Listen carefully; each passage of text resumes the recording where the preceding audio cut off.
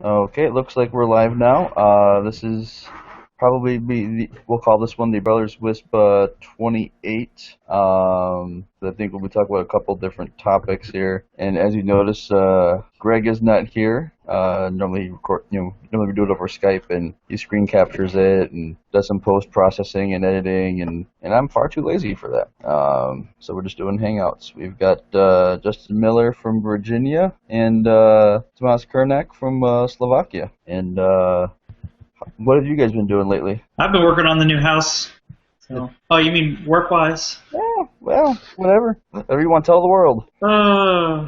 We've got a technician that we dropped off the face of the earth. Can't find him, so we're covering for him and hoping he's doing okay and will show up. He's MIA. So I believe when you mentioned that in our Slack chat, I made some comment about paving the way for Tomas over there to make a comment about how you should deal with that.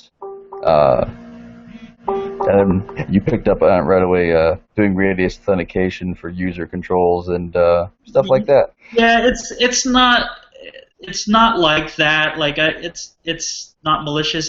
His family doesn't even know where he is, so it's like a missing person report with the police at this point. But we just hope that he's okay and that he'll show up somewhere. So it's rough for us. Right. And Tomas, you had mentioned that you've been doing some work with SSL and something or other lately.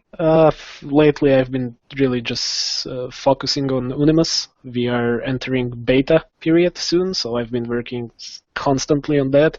And yes, a part of that actually was that I had to deploy a bunch of certificates for SSL and encryption and security. So that was my project for like the 2 days the last week. Fun. So let's see here. We talked a little bit about what we were gonna talk about. Miller, was it 636 changelog? Is that where we're gonna? Yeah, it's pretty extensive. Did it come out of RC yet? No, not yet. Yeah, no. I'm still working on a lot of things in RC, but I've been working with them on an LTE card, getting some things squared away on the LTE card, and I think we've done 2 or 3 revisions of 636 RC now, and they're really working at it. So I look forward to my own things. Obviously, what stuff have you guys seen in 636 that looks that excites you? So there's a few things actually. There's a few bugs in 6.35 with SNMP.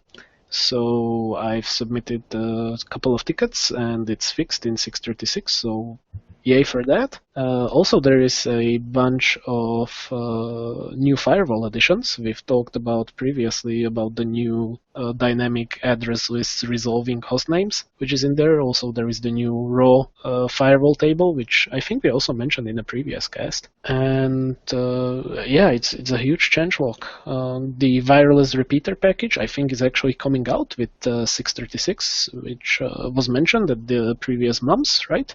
And I think we also covered it. And just a lot of fixes, a lot of IPsec fixes, and it seems like a very nice version so far, feature-wise. Yeah, I recall one of you guys, I forget who now, reporting that in certain instances, an SNMP query of the routing table would wreck the router. Do you know if they've straightened that out?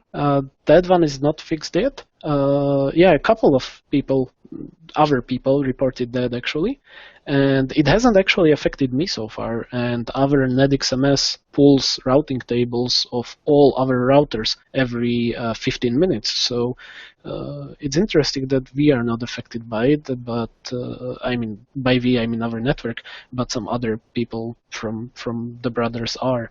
But that one is not fixed, and I might not remember right, but I think they said that one will not be fixed in version 6 at all. Oh, okay. But don't quote me on that. I just seem to remember that, but I don't have any sources for that. I had a hard time, like at first glance, I just as far as the firewall and raw, I was like, okay, whatever, no big deal. And then I went back and read it again later after one of you guys had mentioned something about it, and it actually looks like it could really help firewall performance. I mean, it seems to, if you can get the traffic that you want to drop affected by this rule with the reduced qualifiers, then you get to take advantage of the increased performance. And being that your firewall is a pretty heavy process, so that's well, it's not just about the firewall, right? The raw table, actually, if you look at the packet processing diagram of Router OS, the raw table actually takes place before firewall, before Mangle, and other similar things. So it's more than just about firewall. okay. Again, unless I am completely mistaken. And The performance thing, really, keeps it out of the connection tracking table, and it doesn't get. It's like fast path for firewall, basically. Just drop it before it gets to everything else. Short circuit it before it gets processed by anything. Yeah. We got and we because I've been looking at some different DDoS mitigation type strategies, and of course Mikrotik doesn't quite have full spec or anything like that running yet. And I think some of the concern I had is, okay, if we start putting out thousands or tens of thousands of rules, it's obviously going to choke it, just in the management of that many rules. And but maybe this raw table would be that ticket to not kill the router. You also added IP fix in traffic flow. I don't know much about it, so. Yeah, from my side, it's basically just the newest iteration of NetFlow. It's still in the NetFlow family. It's not SFlow, but that it almost includes everything you would want. AS information. Looking at my 636 in the traffic flow area, I did not see AS information. But looking at the window here, there's got to be a good 30 or 40 different checkboxes of things you can include in that flow. It's a pretty exhaustive list, AS not being one of those pieces of information. But is there anything else in 636 that looks promising at the moment? So far, it looks like a really solid release, so we can just hope that it gets properly stabilized as fast as possible, and then we can all deploy it and be happy. Let's cut out a little bit there. Okay, let's hear it. Miller, what was the next thing you had suggested? Since we are still talking about Mikrotik, there is also 6.34.6 entering the bug fix release channel. Yeah. I haven't had a chance to use it too much. What's your guys' experience with that? For us, 6.34 has been really stable, other than a few SNMP bugs. So then we migrated to 6.35, which had those bugs fixed, but had other SNMP bugs. So yeah, and since hopefully by this point everybody knows that I'm a big freak about monitoring and management and all that, then SNMP is really important for me. So sadly right now, like 6.34 is really nice. It's really stable. It's got very little issues other than some SNMP issues. So it's been a fairly good release. Those SNMP issues, if people want to know, actually is that sometimes Mikrotik responds with a wrong interface ID in the IPX table and IP table inside of SNMP. So what you get is actually that IP addresses appear to be on different interfaces than they are in reality. Again, that's fixed in 6.35, but 6.35 has some health SNMP bugs. So for example, 6.35 doesn't expose your firmware, your router boot version over SNMP. So yeah, that's why I mentioned previously that 6.36, which has all of this fixed, plus a lot of really nice new features. So I'm really looking forward to 6.36 becoming a good stable version. Yeah, I tried 6.34 yesterday, or maybe the day before. Actually, your suggestion, I believe your comment was to stop using an agent version of Router OS. Yeah. Because we were talking about a feature request I made to Mikrotik. I'm looking at, I was looking at ways of making it easier for me to do my job better, and not just providing the service to my clients, but also to the internet community as a whole. And there's BCP 38, and I believe it was 84 that superseded it. But basically states that you aren't going to transmit out to the internet information that didn't come from one of your networks. No IP spoofing, which is what all of the volumetric type DDoS attacks are. Is that they do a UDP request with an incorrect source IP to something out there, DNS server, NTP server, so on, to generate a huge response, and the IP address they used is of the intended target, so that target gets overwhelmed. Well, that doesn't happen if you don't allow traffic to leave your network that isn't from one of your IP blocks. And larger networks can get a bit more complicated to manage that, especially if you have downstream customers with their own ASs and their own networks and their own IP blocks. I know that there's internet route registries that you can parse and get whatever block somebody says they're supposed to be using, and scripting, build that into a firewall rule of sorts, or route filters. But I was trying to think of a better way of doing that, because that still doesn't solve your problem internally. For a small ISP, you may not notice, but there's still a chance it would happen. And as you scale up, you just look at a large ISP like Comcast. Certainly Comcast would have this happening, where if they did it only at their upstream edge, they could still have an internal DDoS, because one customer could be spoofing that IP address of another customer, and those provider edge rules wouldn't solve that. So I was, how can we solve this in the ISP world, make it easy for people to do that? Because most people don't do BCP 38 because of they don't know how, they don't know what it is, they don't want to maintain it, they don't know how they would do it. I thought, how can we get Mikrotik to implement this on their routers in an easy solution? We had some back and forth both within our, within the TheBrothersWISP as far as options, and then when I made my formal suggestion to Mikrotik, we had some back and forth as to what the best solution was, and what I've come up with now as the best solution is. Window just popped up. That's weird. The best solution that I've come up with currently That's is to upgrade to Windows 10, isn't it?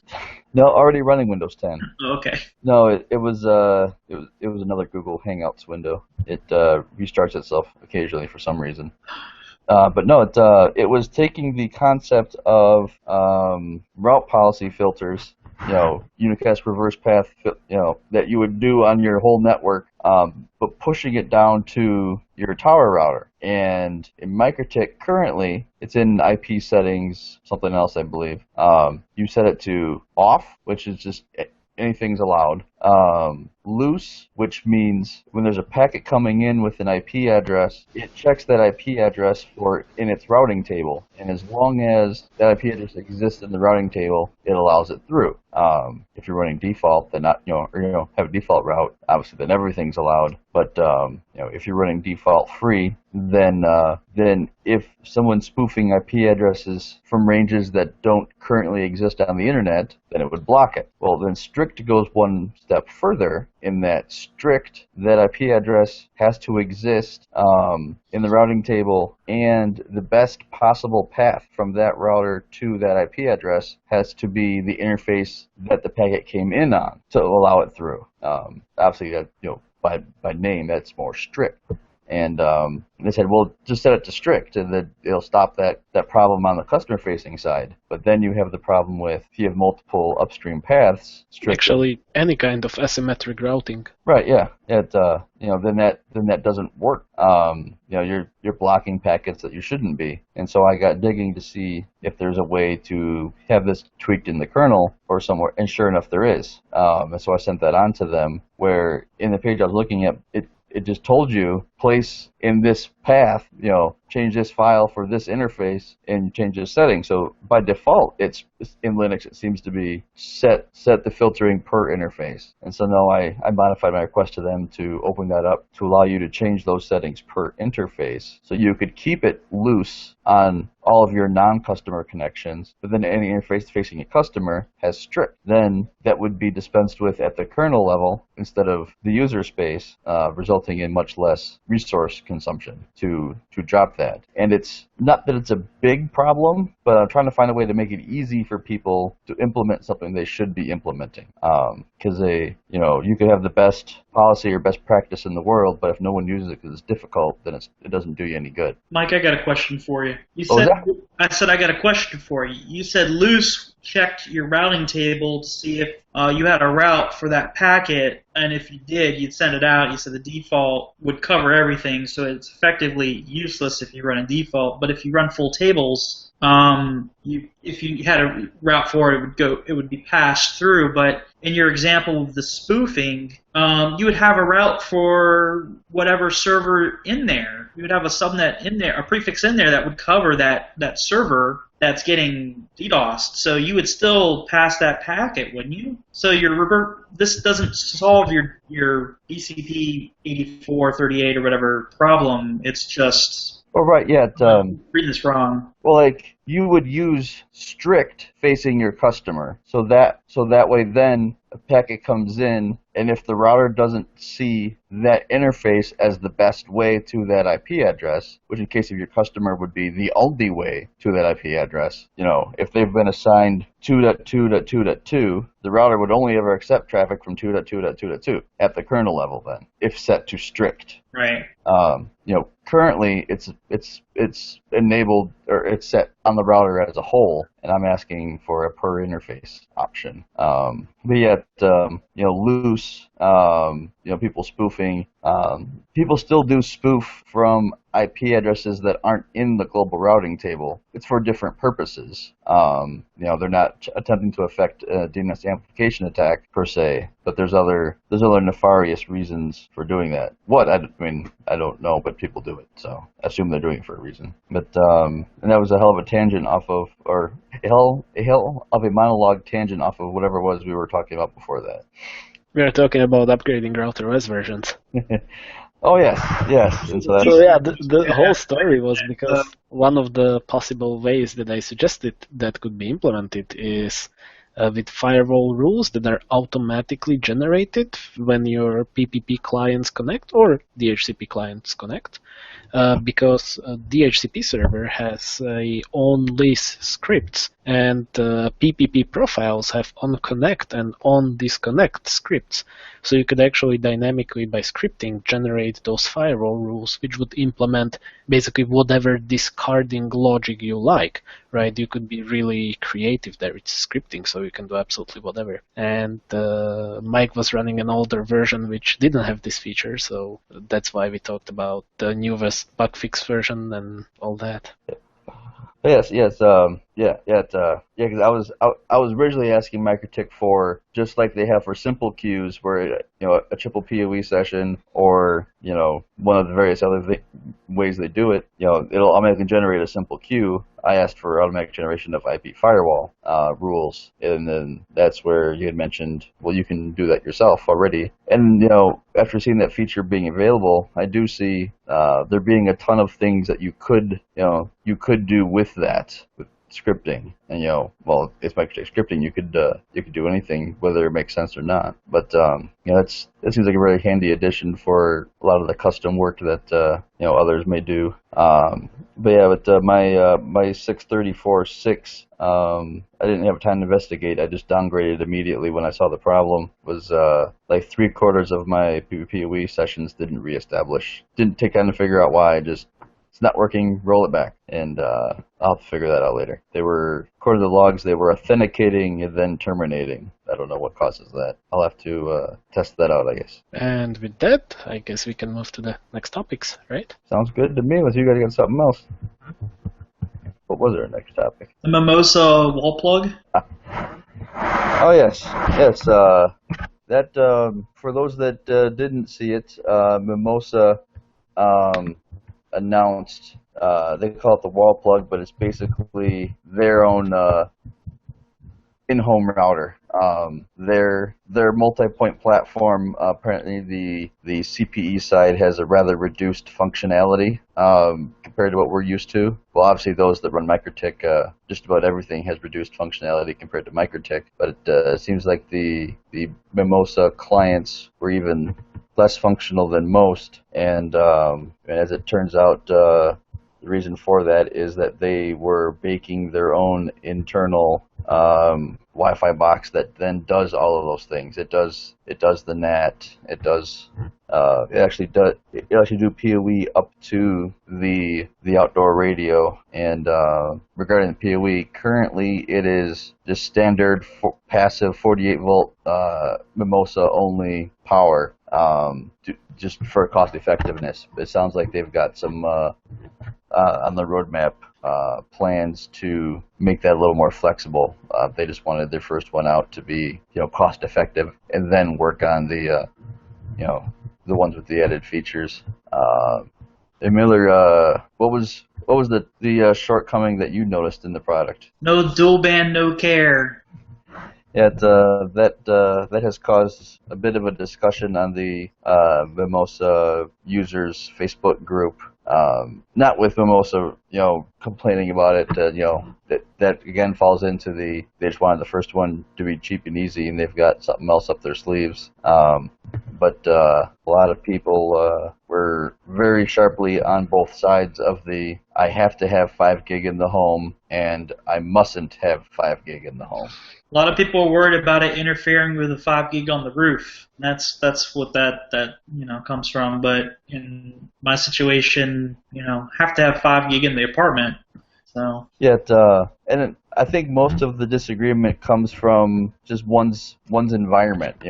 What are you normally deploying in? For people that are perhaps more rural, they may not have a problem in 2.4 from their neighbors, be it their neighbors' Wi-Fi, their neighbors' IP cams, or non-IP cams, sorry, or insert any of the other hundreds of 2.4 transmitting devices. So they simply didn't see the need for 5 gig. 2.4 works great for them. It has better range. Why do something else? But then also, conversely, if they're in a more rural situation and they're not used to noise levels or working around noise, they may think that a negative 80 signal is a strong noise, and they'd rather not have 5 gig in the house at all. When those of us operating in suburban areas, a minus 70, on 5 gig is just what you find everywhere.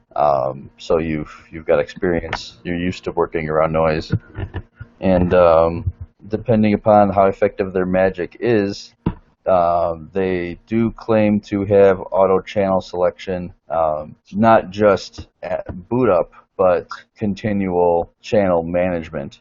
Are clients made to jump that often is the real question. Yeah, it's like pretty much having auto channel selection means very little unless it's well implemented and done properly. Yeah. Well, yeah. It's because I think a lot of people are picturing the auto channel selection that has been in a lot of Wi-Fi products for the past 8 years, where it picks the channel seemingly at random, although supposedly the lowest noise at boot up, and then that's just where it stays. Given their experience with their auto everything in their point-to-point line, I do have a little more confidence that their solution will be better than those of yesteryear. Obviously you have to deal with in their point-to-point line, they're controlling both sides, so they can control how the intelligence and how the decisions are made for moving channels. Whereas with conventional Wi-Fi, with standard clients, it's a completely different debate. Yeah, does a Galaxy S5 handle the channel change as well as an iPhone, as well as a Chromecast, as well as an HP UltraBook laptop? I assume that that's a feature you can turn on and off. Maybe not, but I assume that for those that whether they have devices that can't handle that. Well, it depends a lot on the client and on the driver that's implemented on the client, right? Because on like Android or iPhone or any closed mobile OS, you have no way to interact with the driver. You don't even know what's in there, right? It comes with the OS. Whereas on things like PCs or Macs or Linux or whatever, it depends a lot on your wireless card. For example, Intel wireless cards are actually quite good and they have tons of features and settings in the driver. But if you have like a $5 USB wireless dongle, then that one might not even switch channels at all, who knows? It may not work at all if it's a $5 USB wireless dongle. Do any of the enterprise class wireless systems do something like that, or are they all pretty static? Well, for the enterprise class systems, you have .r, right? So the roaming standard. And that's a whole different debate because for roaming support, so roaming is another one of those terms which doesn't mean much by itself. You need to define what kind of roaming it is, right? So here I am talking about the R standard, which is the standardized way to do roaming, but for that you actually need a controller. And of course, the client also needs to support the extension. So .11r is an extension, same way as, for example, VMM is an extension to the wireless standards, right? So the client needs to have support and the access points need to have support. And as I said, for roaming and channel changing in wireless, it's again, speaking about standardized clients, it's a whole complicated, different debate because the responsibility and the intelligence to roam is implemented on the client side, and you never know how well the drivers and the networking stack is going to implement that on the myriad, on the thousands of different wireless chipsets and devices which implement those. So it's not that simple, sadly. Like you said, for example, if you are a device manufacturer and you have a proprietary point-to-point link and you control both ends of that link, then changing the channel and roaming over to the new channel is extremely easy because you have full control and you can do in your proprietary wireless protocol whatever you want. But with standards, it's just more complicated. Oh yeah. I think the best assumption there is to assume that it's not going to work at all. Meaning your random wireless device, then assuming it's going to work properly. I know that on a myriad of phones, as I drive away from my house, it'll be claiming it's on Wi-Fi 3/4 of a mile away. Oh yeah. It's still talking my home Wi-Fi at full strength or whatever, and like no, you're not. That access point's in a basement. It's not physically possible. Yeah, like you stopped talking to that thing 10 seconds after I walked out that door, much less 3/4 of a mile down the road. And so I think that'll be an issue. Now, I mean, that's not to say that that it would have to change often. I mean, maybe a typical change is only once or twice a day, or once or twice a week. In which case, some hung connections you might be acceptable. Oh, and it's a home, so you're not doing anything important anyway. But they also have the ability to do range extension. I believe they do that through some HPNA type system. I'm guessing there because I believe that I saw that it was a wired extension. Yeah, wired Wi-Fi extension. So I don't know if you're doing HPNA through the power port or if you're actually having to run Ethernet across the house. But they will put up another channel, another access point to provide more solid coverage in the home. But I believe it's MSRP is $40. Got gigabit WAN and LAN. It does 2 gig, and looking at the features here, it seems to have most things you would expect for those air router and air gateway users. This has 4 SSIDs. Feel free to make guest SSIDs. I know that's a sticking point with the Ubiquiti users in that other than Unify, you only get 1 SSID. Is there anything else on that particular device? I know that I don't know if I missed anything from any of the chats I saw. Guess not. Did I drop out for a second again? No, Oh. I don't think so. Did you say something that we didn't respond to? Just as I asked that, my sound was gone again, so... Okay. We'll accept donations to send you a new headset. Thank you. Although we've not received any donations so far ever for anything, so you might be on your own. Let's see here. Miller, what else was there that you had mentioned earlier? You had about 4 or 5 things you had brought up. The point to multi-point product that's coming out. They just sent out an announcement about it. Looks pretty good. 30-degree beam width for 60 gigahertz. It's People on the Facebook WISPA pics have it installed already and beta testing it. This is something that I've known about for 14 months, 15 months. Yeah. And I think they got a little more public about it at the WISP America show. Yeah. But it's always nice when manufacturers release things that you know about, so you can actually talk about it. Well, talk about it in public. Yeah.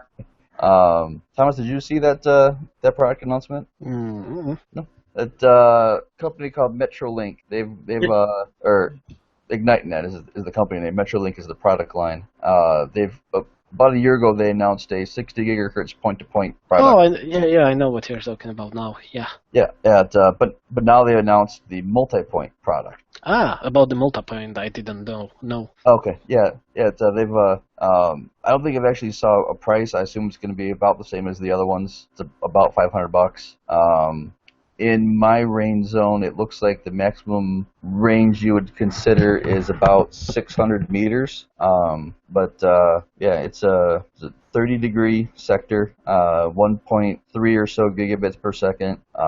It runs on 60 gigs, so you're not going to have interference other than from water, I suppose. So as long as you engineer it properly, you should have solid expectations.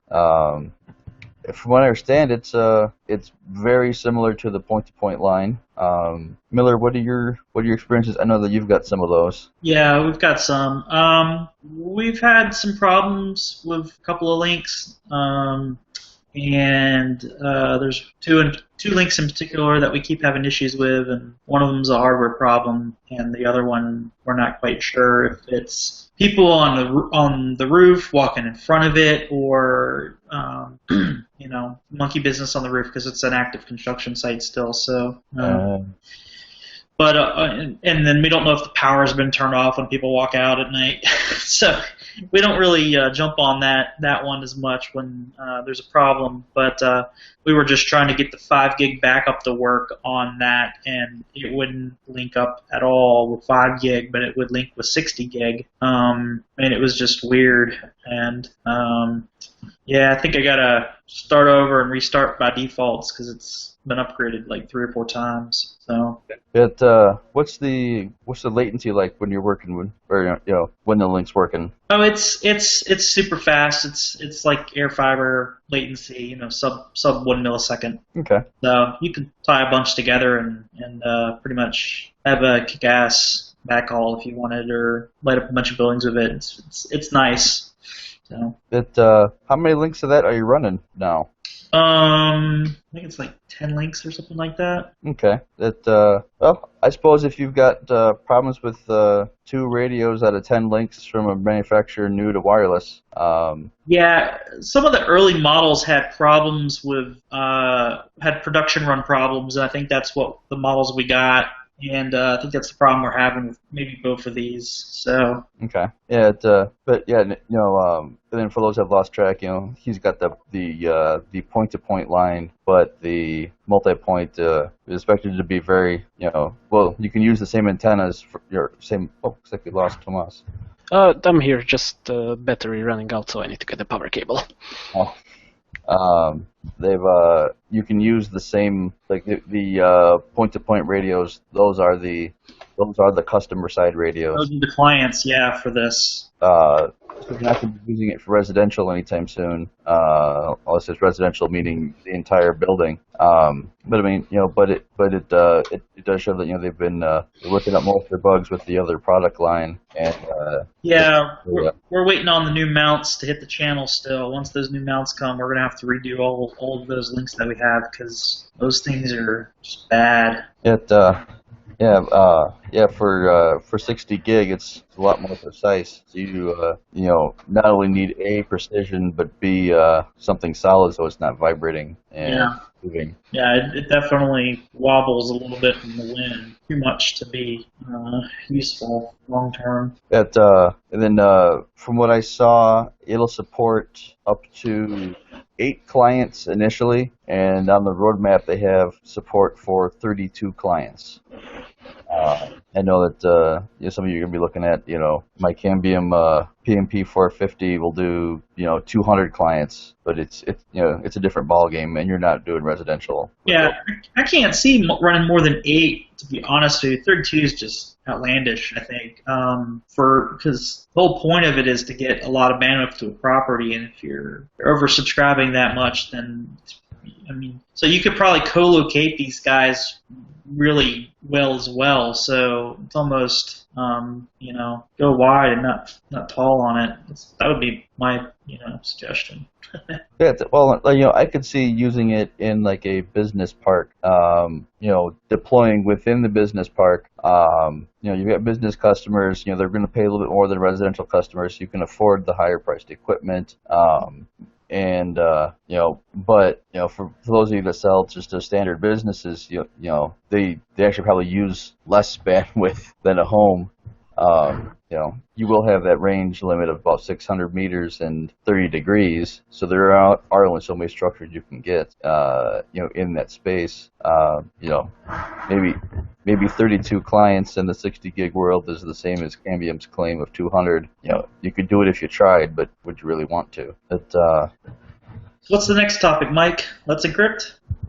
Sure, we can just bang right on through these. I believe both you and Tom there have done some Let's Encrypt work lately. Yeah. Which one do you want to talk first? I've used it with Tomcat and Apache. I really want to get it going with the unified controller software. That'd be a pretty killer thing to do. I haven't tried it yet. And getting it for ESXi and all that stuff would be just great. But just the basics right now, Apache, and I've done it with Tomcat. So it's pretty easy. Just download you can pull I think it's Git. You can just clone it to your box, and then it's a script you run, and it downloads all dependencies for it, and then it looks in your Apache config and auto adds SSL cert for it for 90 days, and then you've got to continually renew it every 90 days. And there are some scripts out there you can find, cron jobs, to just auto renew it every 90 days, which works out pretty well. So. I guess to take a little bit of a step back, for people that don't know what Let's Encrypt is, I just thought of that as you were saying that. I was like, people probably don't even know what this is. It's a service that was started by a whole slew of backers. I mean, just picturing the website now is 20, 30, 40 different companies backing it. Originally, it's the Unix Foundation project. Well, you seem to know more about it than I do, so why don't you tell us what it is?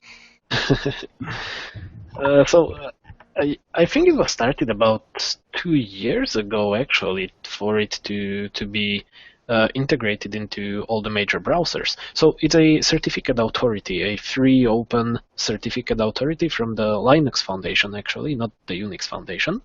And yeah, it's backed by a lot of major names in the industry.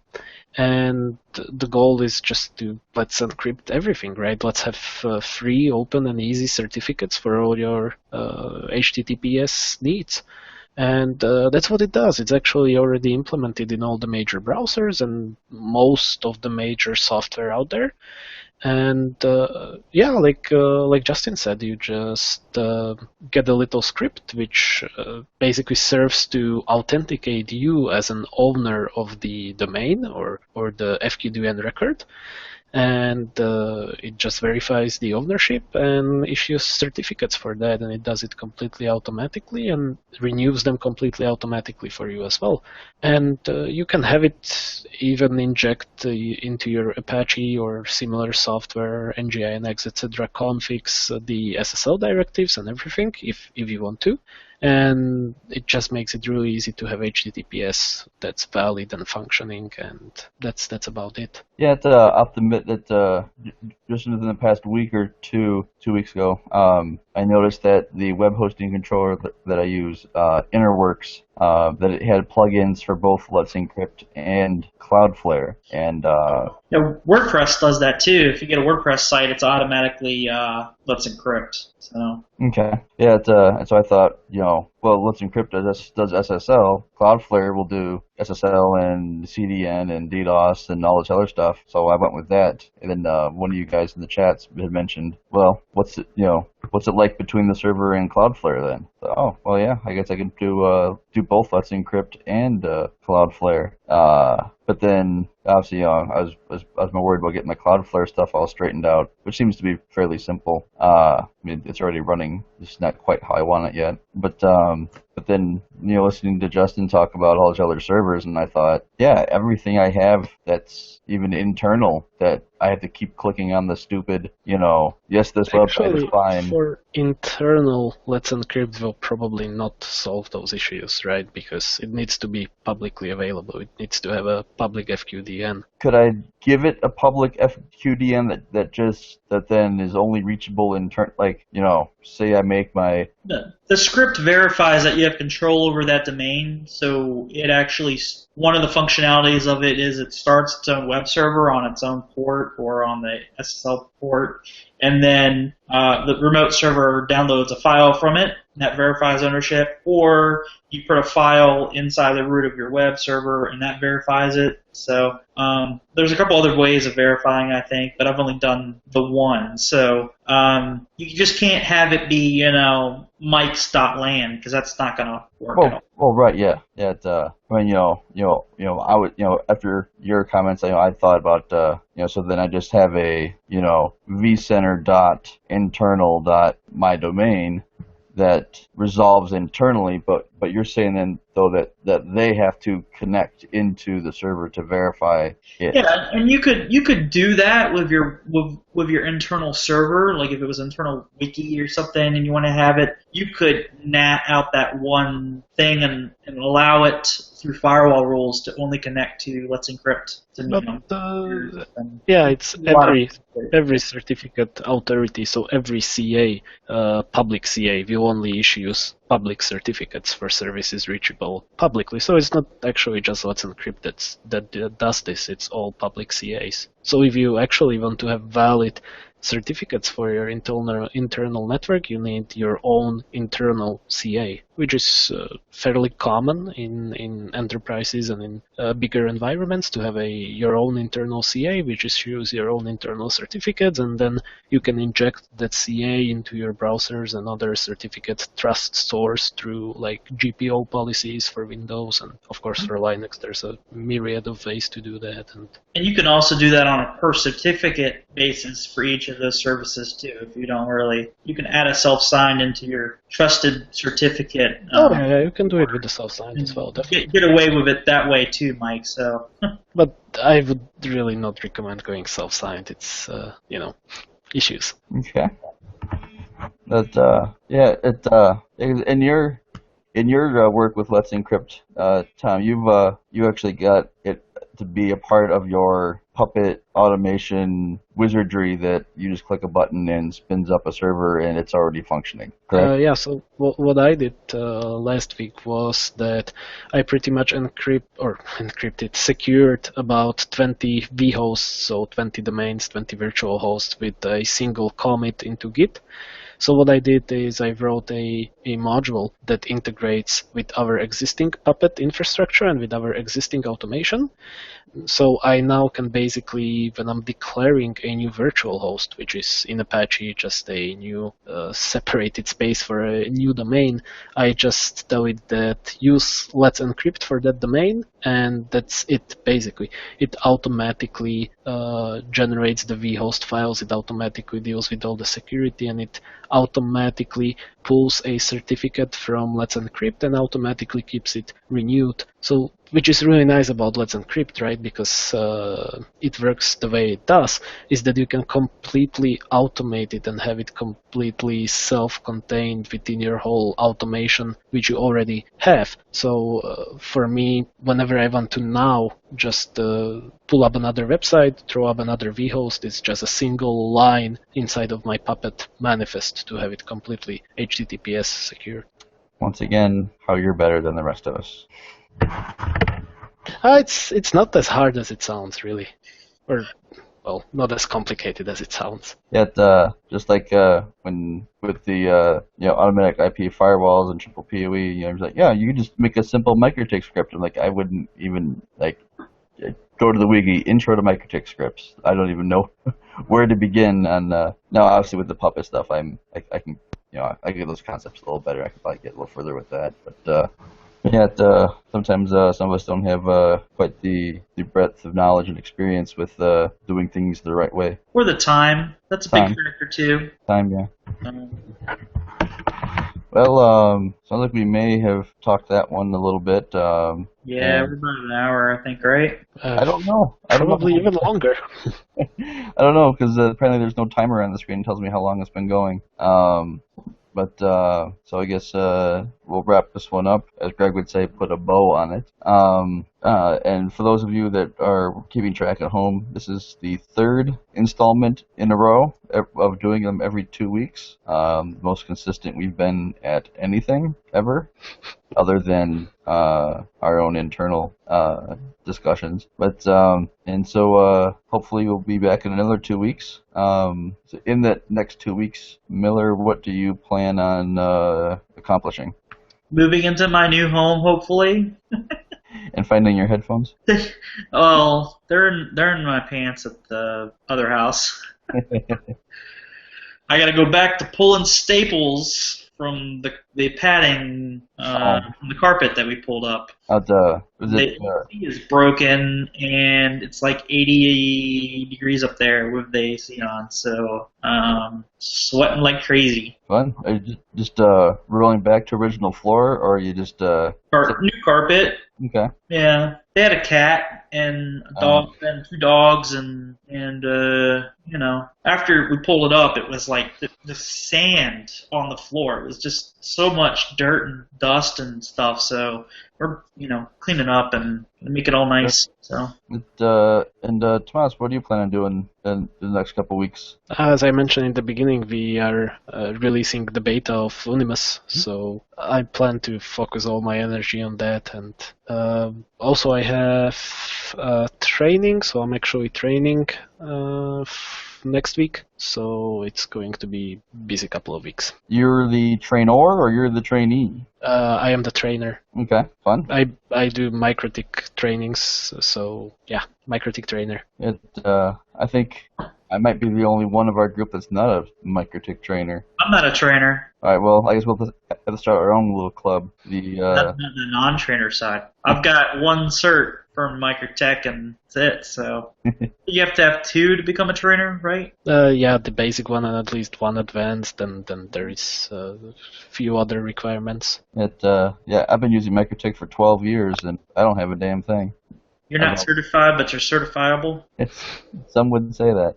But the next 2 weeks myself, I will be busy. Actually, tomorrow I'm going to Chicago. It's not that far. It's like an hour.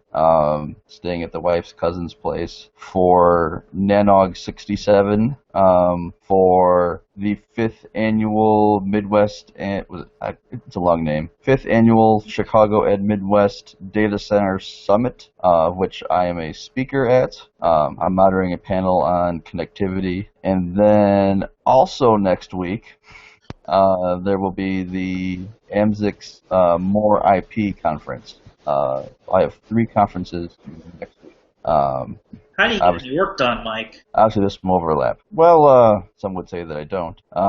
Yeah, it was kind of rhetorical.